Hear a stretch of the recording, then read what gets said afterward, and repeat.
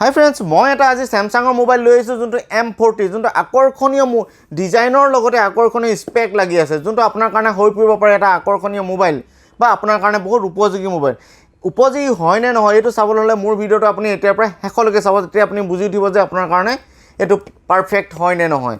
আৰু যদি আপুনি মোৰ চেনেলত এতিয়া নতুন হয় তেনেহ'লে মোৰ চেনেলটো আপুনি ছাবস্ক্ৰাইব কৰি ৰাখিব, যাতে নতুন নতুন গেজেট মই আনবক্সিং কৰাৰ লগতে আপোনাৰ একাউণ্টলৈ নটিফিকেশ্যন গুচি যায়। সেইকাৰণে মোৰ বেল আইকনটোৰ ছাইডত থকা বেল আইকনটো আপুনি প্ৰেছ কৰি ৰাখিব।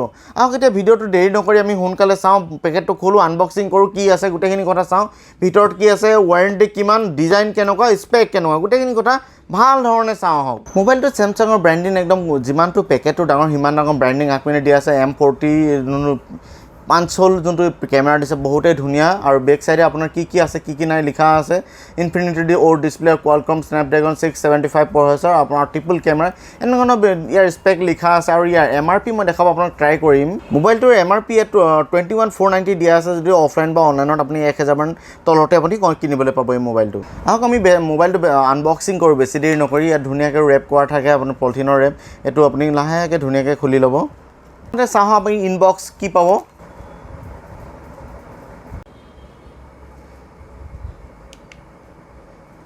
লগতে এইটো 15 ৱাট চাৰ্জাৰ, স্যামসাঙে এতিয়াও 15 ৱাট চাৰ্জাৰ প্ৰভাইড কৰি আছে, যোনটো খুবেই বেয়া কথা। ইয়াতকৈ ওপৰৰ চাৰ্জাৰ 25, 18 এনেকুৱা ধৰণৰ দিলে আপোনাৰ মানুহৰ সুবিধা হ'ব, খুব সোনকালে চাৰ্জ কৰিবলৈ অলপ বেছি স্পীডত চাৰ্জ কৰিব পাৰিছে মোবাইল ফোনটো। চিম ইজেক্টৰ টুলছে সেইটো চব মোবাইলতে আজিকালি আহে। এখন ৱাৰেণ্টি গাইড দিছে, ৱাৰেণ্টি গাইড কুইক গাইড পঢ়ি ল'ব পাৰে, নপঢ়িলেও। আৰু এইটো ধুনীয়া এনভলপ এটাত পঠিয়াইছে, কিন্তু ইয়াত যোনটো মেইন বস্তু ইম্পৰ্টেণ্ট সেইটোৱে নিদিয়ে, কিন্তু এই এনভলপবোৰ দি মেলি নে অযথা খৰচ। আপোনাৰ ইয়াত এটা চিলিকন কেছ দিব লাগে, সেইটো ইয়াত এটা চিলিকন কেছ দিলে বেছি ভাল হ'লহেঁতেন। চিলিকন কেছ দিলে মানুহৰ মোবাইলটো কভাৰৰ কাৰণে বহুত ধুনীয়া হয়, ধুনীয়াকৈ দাগ নালাগে, স্ক্ৰেচ নালাগে, পৰিলেও কেতিয়াবা বাচি যায়। এইটো ক্ষেত্ৰত চিলিকন কভাৰ এটাহে দিব লাগে, এই এনভলপৰ পৰা আদি কৰি দিয়াতকৈ। মোবাইলটো কালাৰটো দেখিবলৈ বহুত ভাল লাগিছে। এইটো Seawater কালাৰ, Seawater ব্লু বুলি কয়, আৰু এটা আহিছে মিডনাইট ব্লু, আৰু এটা আহিছে আপোনাৰ ককটেল অৰেঞ্জ, আৰু তিনিটা কালাৰত আহিছে। এইটো হৈ গ'ল আপোনাৰ Seawater ব্লু, খুবেই ধুনীয়া, আৰু চাওকচোন ৰিফ্লেকশ্যন কি ধুনীয়া আহিছে। মোৰ বিশেষকৈ নিজৰ পাৰ্চনেলি বহুতেই ধুনীয়া লাগিছে। আহক এতিয়া ফোনটো আমি ষ্টাৰ্ট কৰোঁ। মোবাইলটো কেনেকুৱা লাগিছে আপুনি স্ক্ৰীনখন জ্বলাৰ লগে লগে আপুনি দেখিব পাইছে যে গোটেইখন ফুল স্ক্ৰীন ডিছপ্লে, আপোনাৰ 5 কেমেৰা আছে।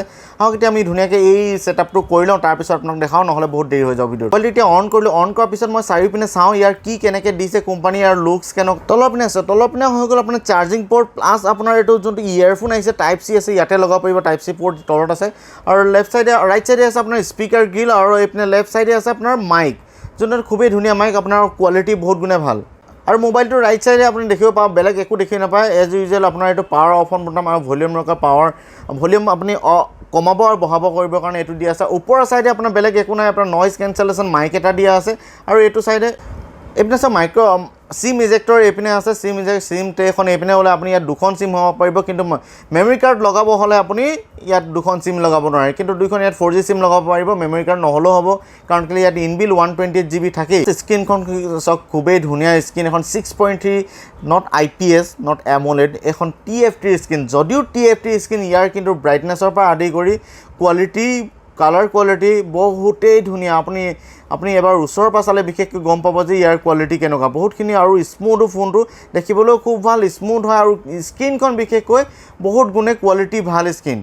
আৰু এটা কথা মই খুব ভাল পাইছোঁ, স্যামসাঙে এতিয়া আমাৰ স্নেপড্ৰেগন প্ৰচেছৰ খুব কম ৰেঞ্জতে দিব ধৰিছে। আগতে খুব কম ৰেঞ্জৰ মোবাইলবোৰ নিদিয়ে, বা বাহিৰত যিবোৰ লঞ্চ কৰে স্নেপড্ৰেগন দিয়ে, আমাৰ ইয়াত এক্সিনছত দিছিলে, কিন্তু এতিয়া ইয়াত মিড ৰেঞ্জতে আপোনাৰ স্নেপড্ৰেগন দিব ধৰিছে। ইয়াত প্ৰচেছৰ আছে আপোনাৰ কোৱালকম স্নেপড্ৰেগন 675 প্ৰচেছৰ, যোনটো আপোনাৰ বহুতেইখিনি সহায় কৰিব গেম খেলাৰ পৰা আদি কৰি, আৰু যিবোৰ হেভি কাম থাকে এইবোৰ খেলিবলৈ আপোনাৰ বহুতেই সহায় কৰিব ইয়াত এই মোবাইলটোৱে। ইয়াত স্নেপড্ৰেগন 675 প্ৰচেছৰ লাগি থকাৰ উপৰি ইয়াত এণ্ড্ৰইড আপুনি 9 লাগিছে, এণ্ড্ৰইড পাই লাগি আছে, যোনটো আপোনাৰ স্মুথ। বহুতে আপুনি মোবাইলটো চালেই গম পাব কিমান স্মুথ, যিকোনো এটা কাম কৰক বহুত স্মুথলি খোলে, বহুত স্মুথলি বন্ধ হয়। আৰু ৰেম ইয়াত 6GB ৰেম আছে, যোনটো আপোনাৰ DDR4 6GB ৰেম, আৰু ইয়াত ৰেম মেনেজমেণ্টৰ ক্ষেত্ৰতো কোনো প্ৰব্লেম হ'ব। বহুত দেৰি আগতে যদি আপুনি কিবা এটা এপ্লিকেশ্যন অন কৰি থৈ মাজত আপুনি কিবা এটা কাম কৰিলে, তাৰপিছত যদি আপুনি 1-1.5 ঘণ্টা পিছতো আপুনি অন কৰে, তাৰ যোনটো জেগাত আপুনি এৰি থৈ গৈছিলে সেই জেগাটোতে আপুনি খোল খাই যায়, কোনো আপোনাৰ ৰিফ্ৰেছ নহয়। সেইকাৰণে ৰেম মেনেজমেণ্টৰ ক্ষেত্ৰতো আপোনাৰ 6GB ৰেমে বহুত সহায় কৰিব, বহুত ভাল পাৰফৰ্মেঞ্চ দিয়াত আপোনাক সহায় কৰিব। এতিয়া কেমেৰা হৈ গ'ল মাজৰটো মেইন 32 মেগাপিক্সেল, আৰু ওপৰটো হ'ল এই তলৰটো হৈ গ'ল 5 মেগাপিক্সেল। আপোনাৰ মাজৰটো হৈছে 32 এপাৰচাৰৰ সৈতে আৰু ওপৰটো হৈছে 8 মেগাপিক্সেল যোনটো আপোনাৰ wide angle extra wide angle lens হয় যোনটো 2.2 এপাৰচাৰৰ সৈতে আৰু তলত যোনটো আছে 5 মেগাপিক্সেল সেইটো হ'ল 2.2 এপাৰচাৰ যোনটো ডেপথ সেন্সৰ বুলি কয় আৰু লগতে LED ফ্লেশ দিছে বেক সাইডে আপোনালোকৰ ফিংগাৰপ্ৰিন্ট দিছে যোনটো আপোনাৰ বহুত সোনকালে খোল খায় বুলি কোম্পানীয়ে দাবী কৰিছে যে আপুনি এই ধৰণে দি এনেকৈ ধৰি থ'ব দৰকাৰ নাই জাষ্ট টেপ কৰক আপোনাৰ অপেন জাষ্ট টেপ কৰক বুম লগে লগে খোল খাই যাব ইমান স্পীড ইয়াৰ ফিংগাৰপ্ৰিণ্টটো এই ফ্ৰণ্ট কেমেৰাটো দেখিছেনে এইটো 16 মেগাপিক্সেল হয় ইয়াত আপুনি 1080p ৰিজলিউশ্যনলৈকে আপুনি ভিডিঅ' কৰিব পাৰে আৰু আপোনাৰ 2.2 এপাৰচাৰ আহিছে এইটো S10 নিচিনা ছেইম কেমেৰা হয় যোনটো S10ৰ যেনে পাঞ্চল কেমেৰা থাকে ইয়াতো একদম পাঞ্চল কেমেৰা এইটো বহুতেই ভাল লাগে দেখিবলৈ আৰু বহুত কোৱালিটিৰ ক্ষেত্ৰত বহুত উন্নত পিকচাৰ উঠাইছে মই আপোনাৰ ইয়াৰ বেক কেমেৰা আৰু ফ্ৰণ্ট কেমেৰা দুইটাই ভিডিঅ' নহ'লেও আপোনাৰ পিকচাৰ মই ইয়াত দি দিম আপোনালোকে চাব কেনেকুৱা ধৰণৰ কি ধুনীয়া ইয়াৰ কোৱালিটি বেক কেমেৰাতে যেতিয়া আপুনি কেমেৰা ক'ব ইয়াত বহুত ধৰণৰ option panorama pro' live focus photo video' super slow' motion তেনেকুৱা ধৰণৰ বহুতখিনি কেমেৰা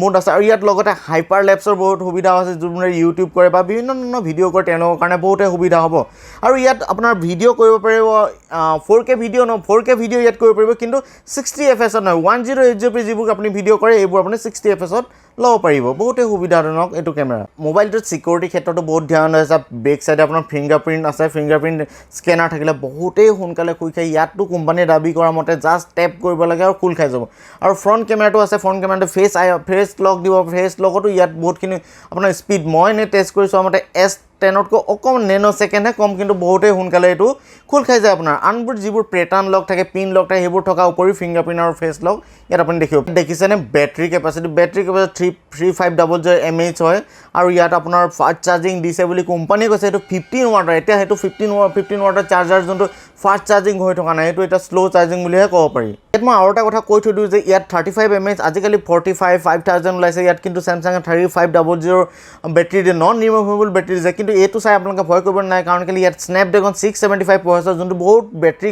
খুব কম কনজিউম কৰে সেইটো কাৰণে আপোনালোকৰ সুবিধা হ'ব বেটাৰী গোটেই দিনভৰ চলি যাব হাৰ্ডক'ৰ যোনে আপোনাৰ গেম খেলে তেওঁলোকৰ কাৰণেও ইমান অসুবিধা নহ'ব যিমানটো আপোনালোকে ভাবিব পাৰিছে যে ইয়াৰ বেটাৰী কেপাচিটিটো দেখি ইয়াত 3500 আপোনাৰ বেটাৰী কেপাচিটি দেখিছে কিন্তু বেলেগ আনবোৰ মোবাইলত আজিকালি ভিভ' ওপৰত দেখিছে আপুনি 5000 6000 এনেকুৱা আহিছে কিন্তু এইটোতো আপোনাৰ 35 থাকিলেও আপোনাৰ বহুতেই ধুনীয়া বেটাৰী বেকআপ দিব হাৰ্ডক'ৰ যোনে গেম খেলে আপোনাৰ আধা দিনটো আৰামছে এবাৰ চাৰ্জ দিব লাগিব হাৰ্ডক'ৰ গেম খেলিলে কিন্তু আপোনাৰ নৰ্মেল যিবোৰ ইউজেছ থাকে এইবোৰ ইউজ কৰিলে আপোনাৰ গোটেই দিনটো আৰামছে গুচি যাব আৰু মোৰ পাৰ্চনেলি মোবাইলটো বহুত ভাল লাগিছে বহুত হেণ্ডি হয় আৰু ইয়াৰ ওজন বেছি নহয় 168 গ্ৰাম অনলি আপোনালোকে ল'ব পাৰে 3টা কালাৰত আহিছে বহুতখিনি ধুনীয়া মোবাইল আৰু বহুত হেণ্ডি বহুত ডাঙৰ নহয় বহুত সৰু নহয় আপোনাৰ কাৰণে পাৰফেক্ট হ'ব পাৰে এই মোবাইলটো আপুনি যদি ইচ্ছা কৰে আপুনি ডিলাৰত গৈ এবাৰ ডেমো চাই ল'ব পাৰে ইয়াৰ বিষয়ে ইয়াৰ কি কেনেকুৱা গোটেইখিনি কথা চাই ল'ব আৰু ফ্ৰেণ্ডছ অনলাইনত দিয়াতকৈ অফলাইনত আপুনি চাব পাৰে অফলাইনত চালে আপুনি ধুনীয়াকৈ মোবাইলটো চাই মেলি কিনিব পাৰে এইটো আপোনাৰ সুবিধা আৰু ৱাৰেণ্টিৰ ক্ষেত্ৰত কেতিয়াবা হেল্প কৰি দিব ৱাৰেণ্টিৰ ক্ষেত্ৰত আপোনাৰ ডিলাৰে সদায় হেল্প কৰি দিয়ে বা ছাৰ্ভিচ চেণ্টাৰ থাকে ছাৰ্ভিচ চেণ্টাৰ যাব পাৰে বছৰ মেনুফেকচাৰিং ৱাৰেণ্টি থাকে চেমচাং কোম্পানী আৰু চেমচাঙৰতো প্ৰতিটো টাউনতে আপোনাৰ ছাৰ্ভিচ চেণ্টাৰ থাকেই আপুনি জানেই এইকাৰণে আপোনালোকৰ চেমচাং মোবাইলৰ কোনো অসুবিধা নহ'ব ল'ব এই মোবাইলটো আপোনালোকে যদি প্লেনিং কৰি আছে আৰু মোৰ চেনেলটো যদি আপোনালোকে এতিয়ালৈকে ছাবস্ক্ৰাইব কৰা নাই ছাবস্ক্ৰাইব কৰি ল'ব কাৰণ কেলৈ এনেকুৱা ধৰণৰ গেজেট মই সদায় আনবক্সিং কৰি থাকোঁ নেক্সট এটা পুনৰ ভাল ভিডিঅ' লগ পোৱাৰ আশাৰে আজিলৈ এৰিছোঁ থেংক ইউ জয় অসম বাই বাই